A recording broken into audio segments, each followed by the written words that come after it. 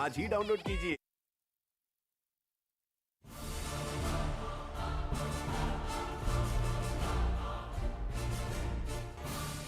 नाजरीन, नीलमा अजीम का सलाम। वेलकम टू आवर शो आखिर कब तक।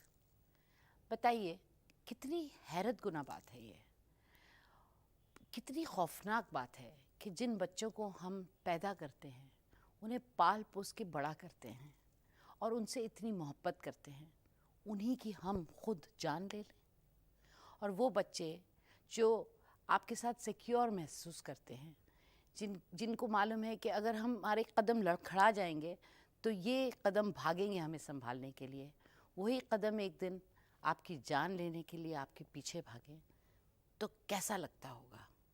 जी हाँ, हम बात कर रहे हैं ऑनर किलिंग की, जो कि डिसऑनरेबल मर्डर है।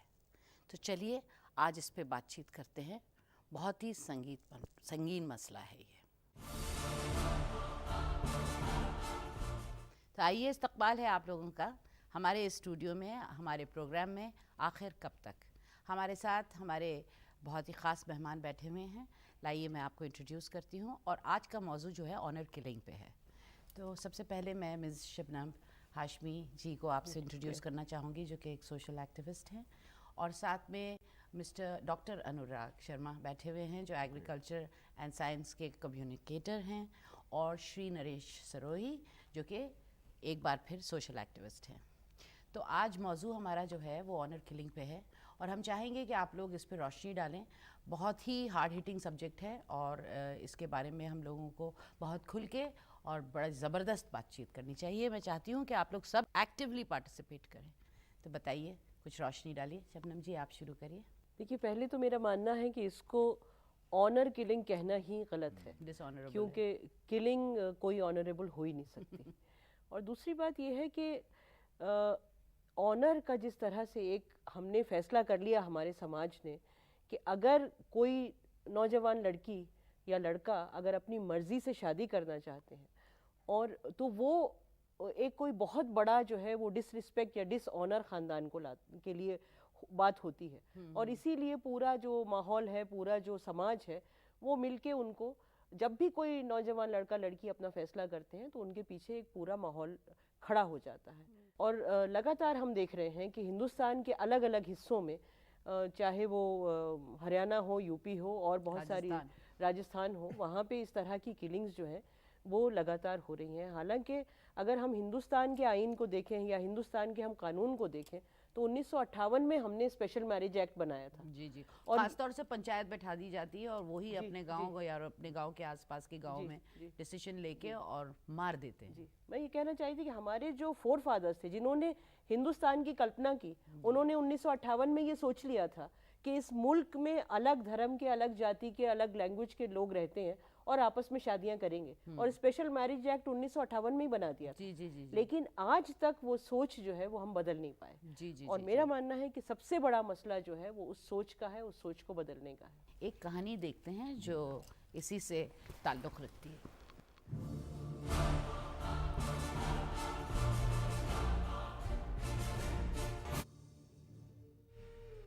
यकीन दुनिया का वाहिद ऐसा पहलू है जिसकी वजह से दुनिया कायम है। माँ बाप, भाई बहन, ये कुछ ऐसे रिश्ते होते हैं जिन पे हम दुनिया में सबसे ज़्यादा यकीन रखते हैं।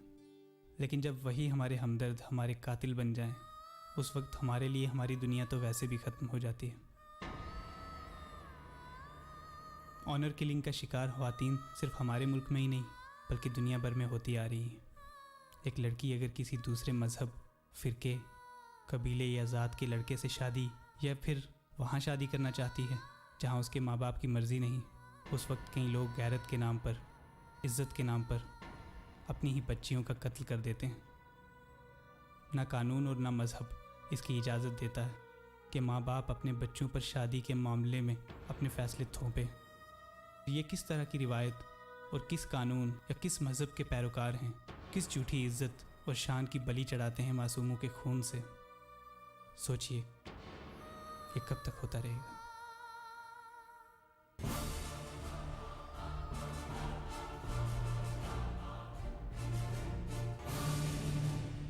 आखिर कब तक? कौन सा खुदा, कौन सा मज़हब, कौन सा धर्म कहता है कि आप खुद अपने हाथों में इतना बड़ा डिसीजन लेके खुद अपने ही बच्चों को या अपने बच्चों के जो जो बिलवड्स हैं, जो जिनसे उनको मोहब्बत है, उनको इस तरह से बेदर्दी से ख़त्म कर दिया जाए? जी, आप कुछ कह रहे थे। मैं असल में इसमें जो मैम ने जो बात कही वो बहुत सही है कि इसको आप ऑनर किलिंग तो नहीं कह सकते जी और मीडिया ने इसको हॉरर किलिंग भी नाम दिया है। जी किलिंग या किसी भी तरीके से आप किसी के भी जीवन को लेने की अगर बात करें वो सही नहीं है, हमें अधिकार नहीं है। दूसरी इसमें जो एक बहुत बड़ी चीज़ है कि लोग हमेशा से खिलाफ रहे हैं, जब भी नए जो बच्चे हैं, युवा हैं, वो कोई भी निर्णय लेते हैं उसको हमेशा रोका जाता है। उसमें महिलाएं या औरतों की या आदमियों की बात नहीं है, कोई भी जब नई सोच आती है और हम ही अपने बच्चों को एक तरीके से छूट देते हैं कि आप पढ़िए, आगे निकलिए, और बच्चा जब इंडिपेंडेंट होकर कुछ चीज़ें अपने निर्णय लेता है तो हमें बड़ी दिक्कत होती है।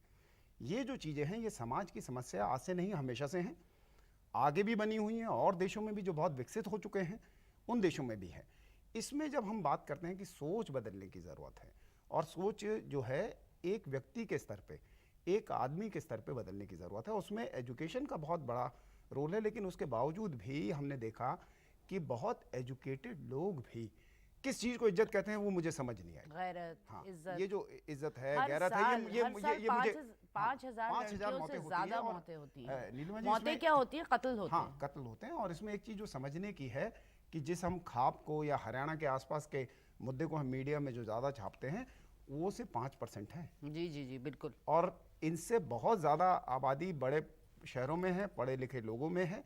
किस चीज़ को इज्जत कहते हैं वो मुझे नहीं समझ आया। पता नहीं कहाँ जब कोई किसी और मज़हब, किसी और धर्म, किसी और जात से प्यार करने लगता है तो हमें अपनी परवरिश पे यानी गड़बड़ लग रही है कुछ, क्योंकि तभी तो हम ये मर्डर करते हैं। मेरे को उसमें दो शिकायत हैं कि ये तो गलत है पूरी तरह। कई बार ये सोचने की कोशिश की कि ये होता क्यों है, जी, क्यों किसी बच्चे जो प्यार कर रहे हैं उन्हें क्यों मार दिया जाता है? क्योंकि वो दुश्मनी तो नहीं कर रहे, प्यार कर रहे हैं, उसका कुछ मतलब होगा, उसका कोई अच्छा नतीजा सामने आएगा। और बच्चे इतने भी सक्षम है कि अगर वो रिश्ता उतना दम नहीं रखता तो उससे अलग भी हो जाते हैं। जी, कुछ कहना चाहेंगे?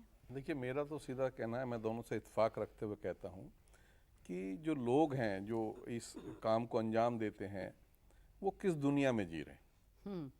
सबसे बड़ी बात यह है कि हम अपना आसपास का जो घेरा बना लेते हैं, जो दायरा बना लेते हैं, उसमें हम जीना शुरू कर देते हैं। तो ये जो आसपास का भय है ये बहुत जिम्मेवार है इस काम के लिए कि वो पेरेंट्स के ऊपर इतना दबाव बना देता है कि उनकी बेटी ने कुछ किया तो इससे बड़ी बदनामी हो और जाएगी। मेरे ख्याल में इससे ज़्यादा खौफनाक बात हो ही नहीं सकती कि माँ बाप खुद जो जन्म देते हैं और जो आपको पाल पोस के शरण देते हैं वही आपका खात्मा करते हैं। वो इससे बहुत ही ज़्यादा दर्दनाक है, खौफनाक बहुत और ही दर्दनाक है, डरावना और जिसे कहते हैं, जैसे आपने कहा, दर्दनाक, बहुत ही कोई दर्दनाक बात है। ही नहीं हो सकती। वो- और कैसे वो माँ बाप हैं, जिन बच्चों किस को हम किस्म के पाल- माँ बाप हैं जो अपने ही बच्चों को मार देते हैं। जिन बच्चों को हम अपने हाथों से पालते हैं उनका कत्ल कैसे हम कर कैसे देंगे, करते ये हैं, वो बहुत हाथ मांगी उठते होती है उन कैसे बच्चों हाँ, हैं, और जहन में ख्याल कैसे आता है। तो लेकिन हमको ये देखना पड़ेगा कि जो जिस समाज में हम रह रहे हैं, मेरे बहुत सारे ऐसे मित्र और मैंने आसपास सराउंडिंग देखा है जी कि जिन्होंने सहर्ष भी स्वीकार किया जी कि हमने बच्चों को पढ़ाया लिखाया है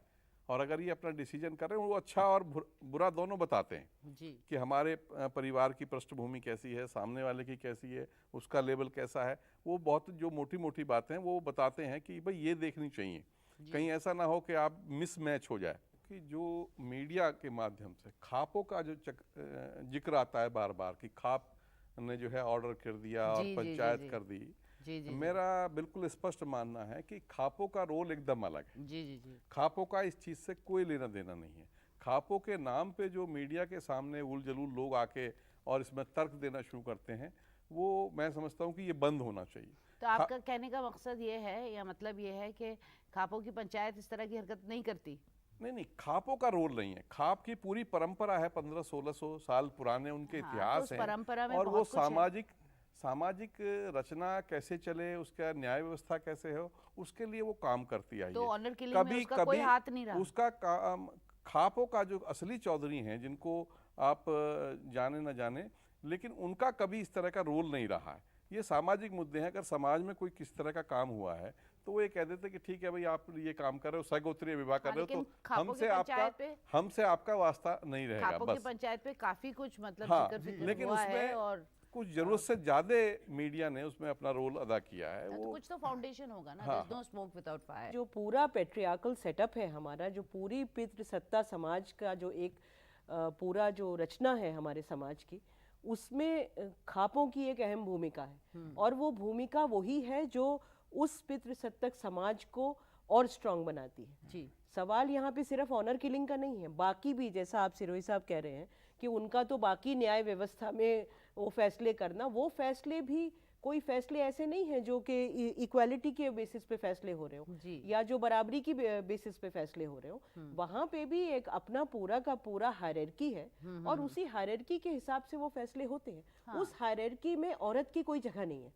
आपने कभी ये नहीं सुना होगा कि खापों के अंदर जो है वो 50% महिलाएं बैठती हैं। बिल्कुल नहीं, बिल्कुल नहीं एक भी बैठती। नहीं। ना उनकी जगह है, ना उनका कोई वहाँ सुनवाई है। बात यह है कि हमारे समाज में औरत को एक कमोडिटी की तरह ट्रीट किया जाता है। और जब आप कमोडिटी की तरह ट्रीट करते हैं तो आप उसको अपने आप समझते हैं कि आपका उसके ऊपर हक है, वो आपकी प्रॉपर्टी Possession है, हाँ। जब आपका पोजेशन है तो फिर आप उसे मारें, चाहे गाड़ें, चाहे जला दें। जी ये हाँ। पूरा का पूरा एक समाज का ढांचा जी। है जो अभी तक 17वीं 18वीं शताब्दी में रह रहा है। दूसरा एक समाज है जो हमें हमारी पूरी जो लीगेसी है Legal, freedom struggle judicial system। जो हमको देती है, जैसे मैंने खास तौर से स्पेशल मैरिज एक्ट का जिक्र किया, या जो हमारा कॉन्स्टिट्यूशन है जो ये कहता है कि हर नागरिक को बराबरी का हक है। हमारा जो एजुकेशन सिस्टम है जो हमको 20वीं 21वीं सदी की तरफ ले जाता है, और दोनों के अंदर बहुत स्ट्रांग टकराव है। जी जी ये जी। दोनों सोच के अंदर बहुत स्ट्रांग टकराव है। जी जी जी। एक वो सोच है जो एक मॉडर्न दुनिया की तरह रहना चाहती है, जो बराबरी के अधिकार के साथ रहना चाहती है, जो हर लड़की चाहती है कि मैं एक इंडिपेंडेंट इंडिविजुअल हूँ। जी। दूसरी वो सोच है जो कहती है कि नहीं, तुम पहले पत्नी हो, तुम पहले माँ हो, तुम पहले घर की चार दीवारी के अंदर बंद हो, तुम पहले एक औरत हो, तुम एक नागरिक नहीं हो, तुम एक बराबरी का सोच के बारे में भी, चाहे वो धर्म के नाम पे हो, चाहे वो खाप के नाम पे हो, चाहे वो जाति के नाम पे। जी शबनम जी, जो जो बातें आपने की हैं उस पे हम लोग तफसील से बात करेंगे, वो सारे पॉइंट्स को लेके। उससे पहले ज़रा कुछ बाइट्स देख लेते हैं।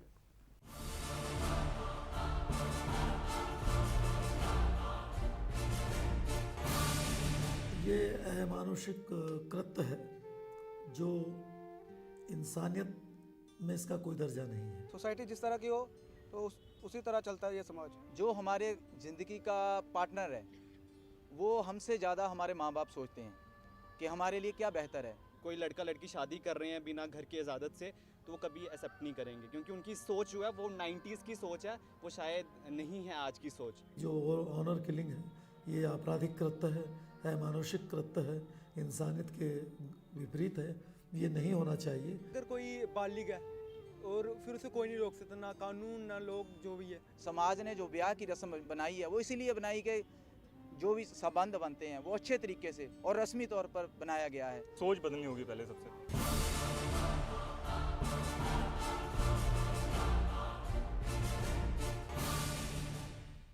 जी, तो आप फरमा रही थी, अभी आपने देखा, उसी से अगर रिलेटेड कुछ कहना चाहें या जो पॉइंट्स आप जी, रख मेरे रही ख्याल थी में जो सामने। आखिरी बात उन्होंने कही कि सोच बदलनी बदलनी होगी होगी। और अपनी सोच के लिए लड़ना होगा। जी। देखिए, थाली पे तो कोई अधिकार नहीं मिलता। लड़कियों को, औरतों को अपने घरों के अंदर लड़ना होगा, और हर लड़ाई बुरी नहीं होती। गांधी जी की फॉलोअर मैं भी हूँ, लेकिन जब समाज को बदलना हो तो कन्फ्लिक्ट होता है, तो टकराव होता है, और उस टकराव का सामना करना पड़ेगा। जी। अगर वो ये पीढ़ी करेगी तो कामयाब होगी। हम खुशकिस्मत थे कि हमारी पुरानी पीढ़ी ने ये सारे फैसले हमारे लिए कर दिए थे। हमारी माँ ने ये सारे की सारी लड़ाइयाँ अपनी बचपन में लड़ ली थी, तो हमें नहीं लड़नी पड़ी। जी जी जी। लेकिन मैं भी ऐसे ही एक खानदान से लेकिन बात वही है कि अगर एक औरत एक स्टेप लेती है तो आगे आने वाली सारी पीढ़ियां बदल जाती हैं। और ये बात सही है कि लड़ाई औरतों को लड़नी पड़ेगी। हम सब हैं, हम बहुत सी चीज़ों में साथ हैं, हम कर रहे हैं, अपने अपने घरों में हम एक भूमिका निभा रहे हैं, लेकिन औरत की लड़ाई बहुत अहम है। मैं तो ये मानती हूँ जनाब कि अगर कोई किसी का मर्डर कर देता है तो वो बहुत ही डिस्गस्टिंग बात है, बहुत ही खौफनाक बात है, लेकिन उससे बढ़ के कोई अपनों का कर दे, जी। और वो भी अपने बच्चों का, जिसको आपने पैदा करके पाल पोस के नन्हे से अपने खेला है, उसको प्यार किया हर बिल्कुल, पल, बिल्कुल, बिल्कुल। उसको आप कैसे मार देते हैं? ये तो एक नीलिमा बहुत जी, बड़ा इसीलिए सवाल इसमें है। एक सवाल ये जो है कि लोग बड़ी दुआएं मांगते हैं कि कोई मुझे भी बच्चा वजह चाहिए, हो, मुझे बच्चा कोई चाहिए, भी उसको वजह जो हो, हाँ, अडल्ट्री हो, कुछ भी हो, लेकिन कैसे नहीं, मार देते हैं आप बिल्कुल। अपनी औलाद को? इसलिए इस पे चर्चा होनी भी बहुत जरूरी है कि हालात क्या रहे। जैसे मैं कह रहा हूँ, मुझे कहीं ना कहीं आर्थिक हालात लगते हैं, मुझे और लोगों का दबाव लगता है, वो जस्टिफाइड नहीं है, जी पर फिर भी ये हत्याएं हो रही हैं। जी आप इसे डिटरेंट बोलते हैं कि ये डिटरेंट है, जैसे न्यूक्लियर वेपन एक डिटरेंट है जो युद्ध नहीं होने देंगे, पर जितने न्यूक्लियर वेपन है उतने ही ज्यादा युद्ध हो रहे हैं दुनिया में। जी जी तो मुझे ये डिटरेंट और कानून की भूमिका कितनी है वो समझ नहीं आती, और उसको मैं बार बार कह रहा हूँ, मुझे समझ इसलिए नहीं आता क्योंकि कानून है, वो इम्प्लीमेंट आप कर भी दीजिए, आप फांसी दे भी रहे हैं, फिर भी मर्डर हो रहे हैं। इसमें सारी बात जो इस फिल्म के आखिर में कही गई थी कि सोच बदलनी होगी, और सोच बदलने की शुरुआत कभी भी ये नहीं कि कैसे पुरुष बदले या क्या बहुत करे, उसमें- आसान है, हाँ, कह ये ही रहे हैं लड़कियों हम। को हम कह रहे हैं कि आप लड़िए अपने घर, बहुत मुश्किल है, बहुत उस मुश्किल है। परिवार में लड़ना बहुत मुश्किल है। हाँ, वो और इतने उसमें जो सारे उसका सदस्य दे उसके रहा है, साथ, उनके माँ बाप, बिल्कुल। बड़े भाई, मीन्स ये आप चचा कई बार मामा। देखेंगे कि माँ बाप, बच्चियां बैठी हैं, आप इनसे पूछेंगे तो माँ साथ होगी, पर वो नहीं कुछ कर पा रही होगी।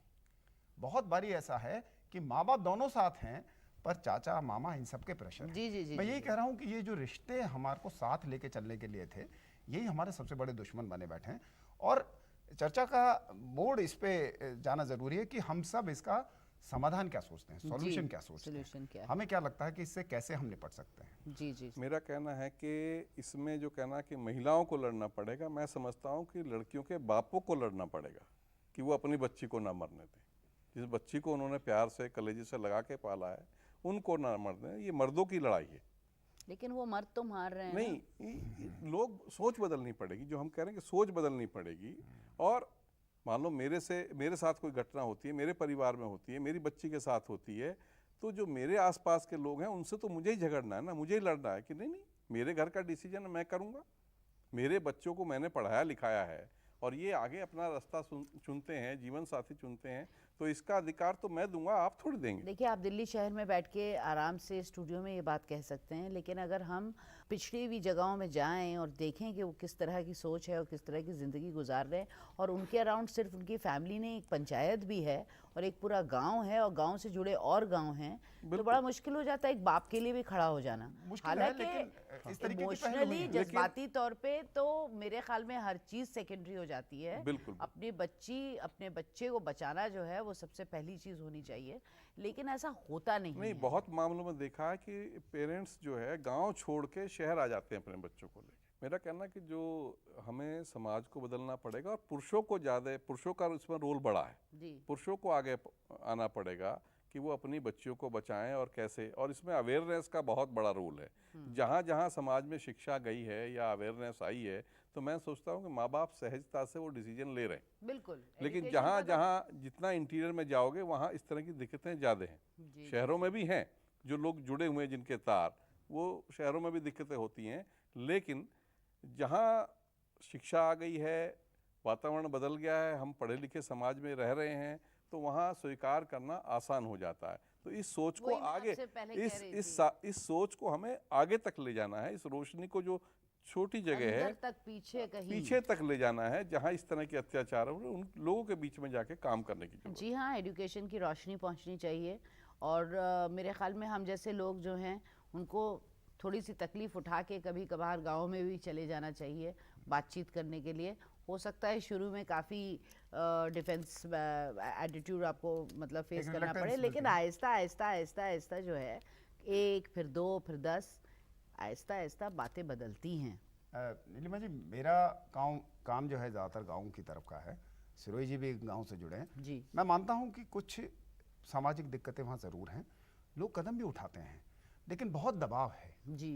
पंचायत का भी, पंचायत से बाहर भी कर देते हैं, गांव से बाहर कर देते, दाना पानी उनका बंद हो जाता है। कुछ देर पहले कह रही थी कि पंचायत का बहुत दबाव है। और ये जो चीजें, जैसे पंचायत को हमारे देश में ताकत दी गई, ये भी अच्छी बात है, लेकिन हम किसी के जीवन की डायरेक्शन, जो उसकी दिशा है, वो हम तय करने लगते हैं। आप देखिए, मेरी एक सोच है जी, मुझे लगता है मेरी सोच सही है, मैं कैसे अपनी बिटिया पे थोप सकता हूँ जी, और वो अपना जीवन ये साथी सब शहरों में, हाँ। शहरों में गांव में भी अगर आप देखें तो आईटी और टेलीकम्युनिकेशन का गांव में पेनिट्रेशन है।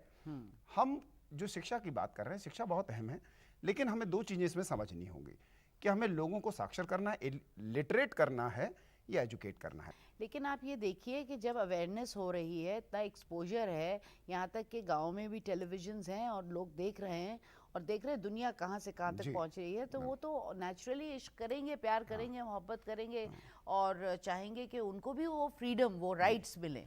मेरे तो को सवाल ये उठता है कि ये जो पुराने लोग हैं जो गणित बैठे हुए हैं और जो इस तरह के डिसीजंस लेते हैं, देखिए वो तो ज़्यादातर बुजुर्ग ही होते हैं और जो मेरे ख्याल में यंग हैं वो एजिटेटेड और बहुत ही मेरे ख्याल में और होना भी चाहिए उन्हें। हाँ, ऑक्यूपेशन की भी कमी है उनके जी, पास। जी। इसी से मुताल्लिक कुछ बाइट्स देखते हैं और फिर जारी रखेंगे अपनी बातचीत।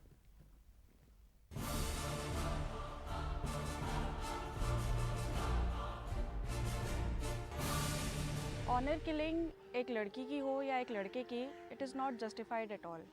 पर मोस्टली इंडियन सोसाइटी में देखा गया है कि लड़कियों को ज़्यादा पे करना पड़ता है ऐसा डिसीजन लेने के लिए, क्योंकि हमारी सोसाइटी ऐसी है, शुरू से ऐसा देखते आ रहे हैं कि उनको दबाया जाता है लड़कियों को। और एक्चुअल में होनी नहीं चाहिए, इसके लिए लॉज भी बने हुए हैं, तो लॉज अबाइड करने चाहिए, रूल्स कंप्लेंट लॉज करनी चाहिए। समाज की एक सोच इस तरह से है कि जो लड़की है वो घर की लाज है, वही यानी कि उससे अगर कुछ बाहर जाकर खुद शादी कर लेती है, उससे घर की पूरी इज्जत मिट्टी में मिल जाती है। इस तरह की सोच है उनकी।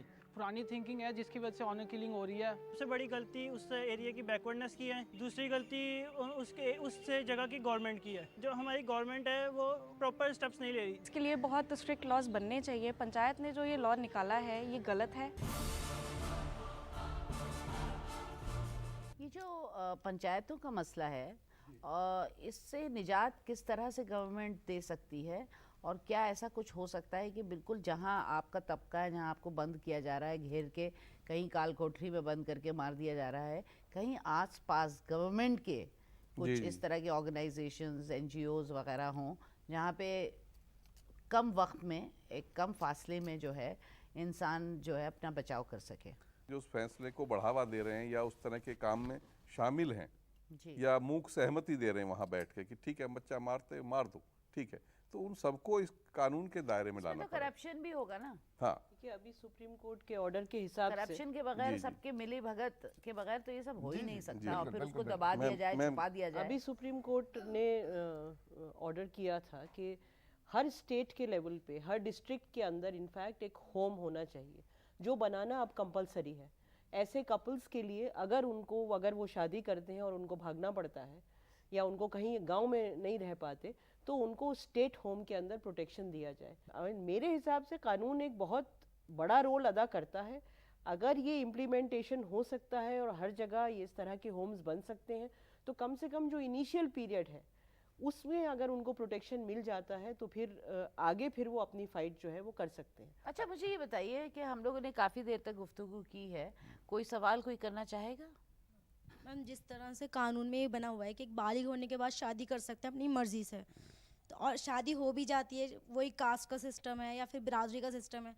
जब ये चीज़ गांव में पंचायत के पास जाती है 95% अगेंस्ट ही होता है, तो क्या ये कानून नहीं बनना चाहिए कि पहले पंचायत को हटाया जाए? बिल्कुल सही है। ये जो रूढ़ियां हैं इनसे लड़ना है। कोई अधिकार नहीं है पंचायत को आपकी शादी तय करने का। पहली बात तो ये कानूनी तौर पे उन्हें कोई अधिकार नहीं है, ये उनके दायरे में भी नहीं आता है। पंचायत का ये, हम क्यों जा रहे हैं पंचायत के पास? उसका अधिकार नहीं है, ये तुम्हारा निर्णय है, तुम्हारा जीवन है। इन्होंने बहुत अच्छी तरह से कहा था कि ये चीज़ें एक दूसरे से जुड़ी हुई हैं, बहुत इंट्रिकेट हैं, बहुत गहरी हैं, तय पे चीज़ें हैं, तो पंचायत के पास वो इसीलिए जाएंगे ना, क्योंकि अगर वो नहीं जाएंगे तो भी मुसीबत है। वही जो लड़ाई की बात होती है, हर आदमी जाना भी नहीं चाहता होगा ऐसे मसले बने में। हुए सिस्टम है, पंचायत तो कभी है ही नहीं। एक्चुअली इस मुद्दे पे पंचायत नहीं है, पंचायत इस मुद्दे के लिए बनी नहीं है। आप राय ले रहे हैं क्योंकि आप कहीं ना कहीं उस पंचायत को वो अहमियत दे रहे हैं, उससे वो जुड़ा हुआ अपने को रख रहे हैं। ये चीज पंचायत के दायरे में है ही नहीं। नहीं ऐसा नहीं है। हम लोग बाहर के केसेस नहीं, देखते हैं, नहीं, हरियाणा नहीं, वगैरह नहीं, में, नहीं, इसमें ज़्यादा पंचायत का क्या है कि गांव में जैसे किसी की लड़की चली गई, वो लोग इकट्ठा हुए, थाने में गए, उन्होंने कहा और वही पंचायत बैठ गई। अच्छा अब क्या है डिसीजन करना, तो घर के रिश्तेदार सब लोग और साथ में पंच भी बैठ गए, पंच भी उन्हीं में से बन गए और कहा कि ठीक है ये लड़की आएगी तो अब इसको मार दो, खत्म बात। ये बताइए कि आखिरी फाइनल सोल्यूशन क्या हो सकता है? हर लड़की को, हर लड़के को अपने घर में छोटे छोटे परिवर्तन लाने पड़ेंगे।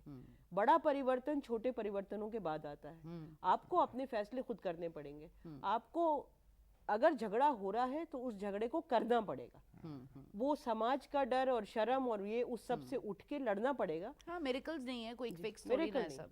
हालात को बदलने के लिए एक बहुत लंबी लड़ाई लड़नी पड़ती है। नो, आई मेंट पैरेलल। आपके साथ तो पैरेलल, बिल्कुल पैरेलल, इत्तेफाक रखती हूँ। और वो मैंने कहा जी बिल्कुल पैरेलल कि भाई ये पैरेलल चलना पड़ेगा कि खौफ भी पैदा कीजिए और सोच भी बदलिए। और कानून में फांसी की सजा इनको कईयों को दी गई है। मनोज और बबली कांड में जो कैथल में हुआ था, जी उसमें तो लड़की के भाई को, उनके चाचा को, उनके चाचा के 2 भाइयों को, 4 लोगों को फांसी की सजा। हाँ, लेकिन 1 एक्सेप्शनल, 2 एक्सेप्शनल, 3 एक्सेप्शनल केसेस इधर उधर जो है, उससे पूरे हिंदुस्तान में जितनी आबादी और जितने स्टेट्स हैं उतने गांव में कुछ फर्क नहीं पड़ेगा। जैसे आपने कहा कि घर में खुद बच्चे जो हैं वो अपने राइट्स मांगे, उसी तरह से लीगल अवेयरनेस का पूरा एक कैंपेन औरतों के लिए करना होगा गांव-गांव जाके। और ये गवर्नमेंट को स्टेप्स लेने पड़ेंगे। कैंप्स होने चाहिए, जाना चाहिए।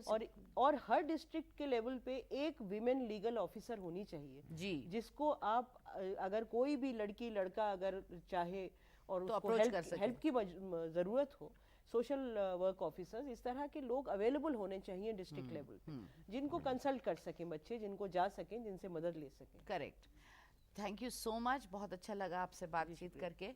और आज मेरे ख्याल में बहुत सी यहाँ अच्छी बातें हुई हैं, जहाँ पे हमें भी बहुत कुछ पता चला है और इल्म मिला है। उसका बहुत बहुत शुक्रिया। तो चलिए एक बार फिर हम अपना आज का एपिसोड ख़त्म करते हैं प्रोग्राम आखिर कब तक पे। और अगले हफ्ते हम फिर आएंगे एक एपिसोड के साथ, एक नया मौजू लेके। तब तक नीलमा अजीम को इजाज़त दीजिए। खुदा हाफिज़, सलाम।